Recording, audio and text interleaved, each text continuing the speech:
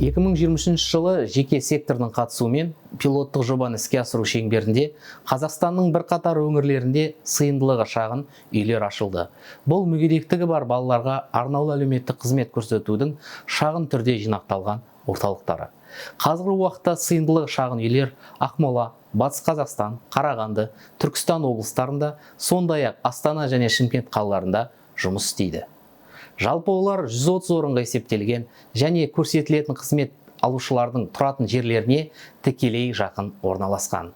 Сыйымдылығы шағын үйлер мүгедектігі бар балаларға арнаулы әлеуметтік қызметтердің 8 түрі ұсынылады. Әлеуметтік, тұрмыстық, медициналық, психологиялық, педагогикалық, мәдени, экономикалық, құқықтық.